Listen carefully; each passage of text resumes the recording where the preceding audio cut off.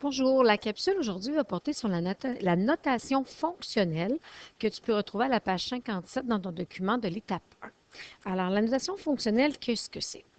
Présentement, en classe, on voit, par exemple, des relations qui mettent en lien une variable indépendante avec une variable dépendante. La notation fonctionnelle, ce que c'est qu'on l'utilise parfois pour désigner la valeur de la variable dépendante y lorsque la variable indépendante vaut x. Je te rappelle que le fameux y ici et le fameux x ici font référence à un couple si on voulait les placer dans un plan cartésien. OK? Par contre, si on veut simplement parler de la relation entre la variable dépendante et indépendante, et qu'on veut trouver qu'est-ce qui est associé à notre variable indépendante, on va parler plutôt de fonction et on va travailler en notation fonctionnelle. Alors, c'est pour ça qu'on va prendre le symbole ici qui se lit f de x.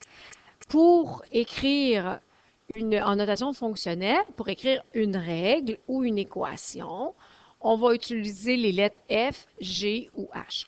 Il y a d'autres lettres aussi qui peuvent être utilisées, mais en général, c'est la lettre F pour le mot fonction. Qu'est-ce qu'une fonction? On a vu que pour chaque x dans une relation, si on associe seulement un y, c'est une fonction. OK, c'est bien beau théoriquement, mais qu'est-ce que ça veut dire? Ici, là, dans l'exemple 1, on nous parle d'un chauffeur de taxi qui demande 3 pour son déplacement, plus 0,5 pour chaque kilomètre parcouru.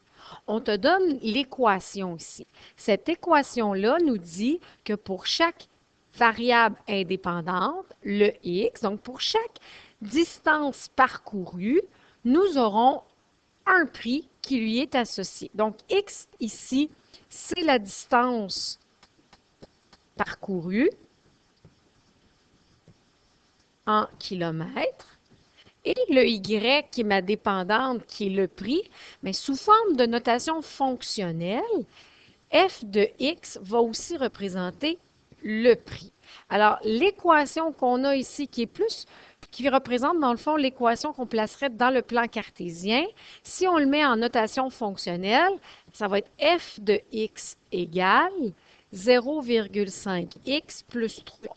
Pourquoi on change ça pour un f de x? Mais rappelle-toi, en classe, là, on a vu qu'il existait des machines à fonction. Une machine là, à fonction, qu'est-ce que c'est? En fait, c'est qu'on rentre à l'intérieur de la machine la variable indépendante, qui est, oui, représentée par la lettre x. Donc, ça, c'est des valeurs que tu choisis ou qu'on te donne dans le problème. On les rentre dans la machine. Dans la machine, on lui fait subir une règle, une transformation. Dans le cas présent, le x, la distance, va être multiplié par 0,5, puis on va y ajouter 3. Et ce qui en sort de la machine, c'est la variable dépendante. Donc, dans le cas présent, c'est le prix qui dépend de combien de kilomètres tu as fait avec le chauffeur de taxi dans son taxi. Et la variable dépendante, c'est vrai que si on fait référence à un plan cartésien, qu'on voudrait placer le couple dans un plan, ce serait la lettre Y. Mais si on fait référence à ce que donne la fonction, on va l'appeler f de x.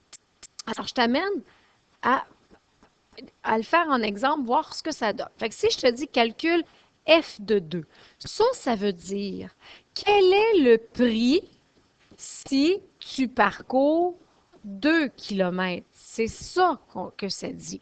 Si je le lis mathématiquement, c'est f de 2. Ou qu'est-ce que me donne ma fonction quand x vaut 2? Ou si je rentre 2 dans la machine, qu'est-ce qui sort de la machine? Bien, ce qu'on va devoir faire comme manipulation, c'est prendre la règle 0,5 fois, et là, au lieu d'écrire le x, on écrit 2, parce que dans le cas présent, x vaut 2, plus 3. Alors, 0,5 fois 2, ça donne 1. 1 plus 3, 4. Donc, quand je parcours 2 km, ça va me coûter 4 $. Et si j'avais à placer ce résultat-là pour en faire une représentation graphique, eh bien, quand j'ai 2 km, il m'en coûte 4 $. Ou si tu préfères, quand la variable indépendante, qui est mon x, vaut 2, bien, la valeur qui est associée, le f de x, l'image, la variable dépendante, toutes des synonymes, ça donne 4. Si je vais à l'autre, f de 10, ça veut dire, calcule-moi le prix si on parcourt 10 km. Donc, on va avoir 0,5 fois 10 plus 3. 0,5 fois 10, ça donne 5. 5 plus 3, 8 $. Donc, si on avait le placé pour faire une représentation graphique, si tu parcours 10 km, ça va te coûter 8, on ne mettra pas une unité de mesure dans le couple, pardon, ça va coûter 8 $. Et voilà. On va passer à l'autre page tout de suite, en haut. Donc, un autre exemple. Alors ici, dans l'exemple 2, comme tu peux voir, il y a une autre fonction. On a pris la lettre G simplement parce que cette fonction-là, elle porte un autre nom, elle porte le nom G. Donc, cette machine à fonction-là, qui est la machine G, elle, ce qu'elle fait, elle prend un 8 et elle y enlève le double du x. Donc, c'est ça la transformation qu'elle fait aux variables indépendantes. Alors, au numéro A, calcule G de 0. G de 0, c'est comme ça qu'on le lit. Qu'est-ce que ça veut dire? Ça signifie que si x égale 0, va calculer la variable dépendante, ou va calculer le y, ou va calculer le G de 0, c'est-à-dire l'image qui est associée. Alors, tu prends ta règle qui est la fonction qui est G et tu remplaces le x par 0. Alors, on a 8 moins 2 fois 0. Et là, tu appliques les priorités d'opération. Donc, on va aller faire la multiplication en premier.